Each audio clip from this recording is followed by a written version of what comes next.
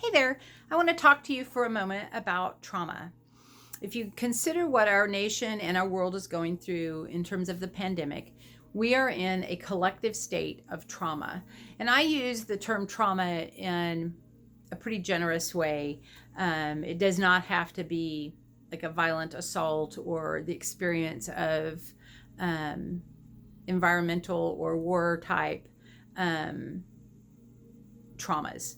Trauma can be, as a society, we are going through a pandemic and all of our worlds and lives are changing, and it's traumatic. We are in a collective state of fight, flight, or freeze, which is the midbrain's way of protecting us. Our midbrain is responsible for assessing if a situation is safe or not, and it's always going to err on the side of caution. And so caution says, okay, if it seems a little unsafe and I don't know for sure, we're going to say it's unsafe, because then we will enact the parts of our brain and the behaviors that are designed to keep us alive. And it doesn't distinguish between physical life and death threat or social, emotional, relational threat. It just sees threat as threat. And we have one threat response in our body.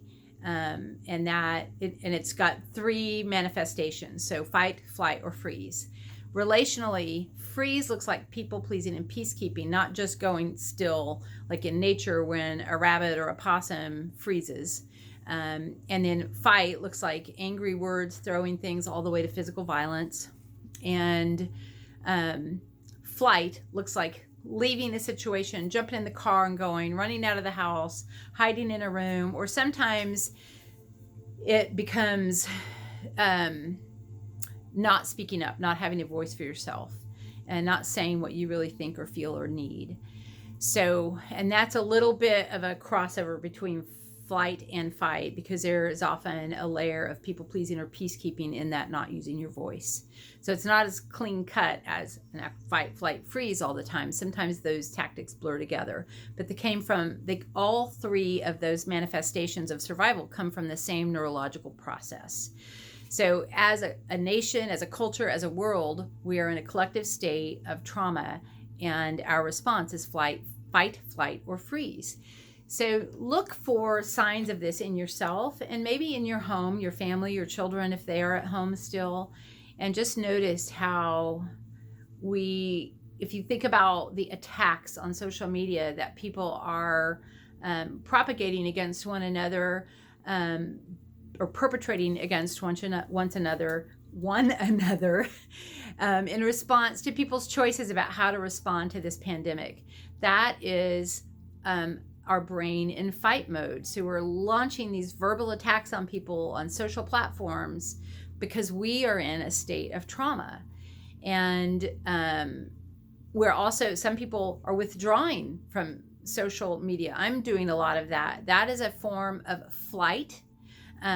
It's not bad that you do fight, flight, or freeze. Just recognize that it's your body and brain's response to this collective state of trauma.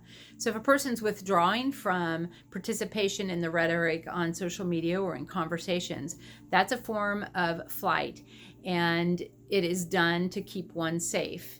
For me, I also look at it as a way to achieve balance, and to safeguard my internal resources so that I have those resources to use where I need, such as in my work as a counselor. I'm not going to expend my internal resources on rhetoric when I need those internal resources for helping and supporting people who are doing healing work.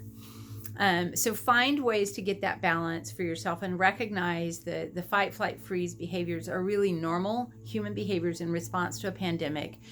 Work really hard to refrain from judgment of others for what they're doing. Even if what they're doing seems absolutely absurd to you, it's probably coming from a place of fight, flight, or freeze. And what we do to self-preserve does not always seem like logical on the surface. It may even seem completely illogical. But when we judge one another, we only exacerbate and further contribute to that sense of collective trauma and the need to engage in fight, flight, freeze behaviors. So instead of judgment, be curious. Know that there's a backstory in that person's life that you may know nothing about. Perhaps the current pandemic is tapping into some old traumas that they have had that are flooding forward and adding to the gravity of the current stressors. So if I'm responding to a pandemic and that's my only stressor, that's different than if I add 5 historical traumas and I bring those up. Now I'm responding to 6 trauma experiences when really only one thing is happening in front of me. My brain is bringing in the other things. And so my reaction, my fight, flight, or freeze response may seem disproportionate to what's happening to the naked eye. But if you're practicing curiosity, you may recognize that this person that's in front of you may be responding to some things that you have no idea about, that you know nothing about. And curiosity and recognizing that we're all doing the best we can will help open the way to compassion and empathy and grace, and help take you out of that place of fight, flight, freeze so deeply where you're going to react in kind with a type of fight, flight, or freeze in response to other people's behaviors. So I hope this is helpful. If you have questions about this and want to dig deeper, give me a call. I'd love to share more. I'm just trying to keep these videos time sensitive. So you could email me at salley@enrichmenttcs.com if you have more questions and you want to chat about this. I hope this finds you well.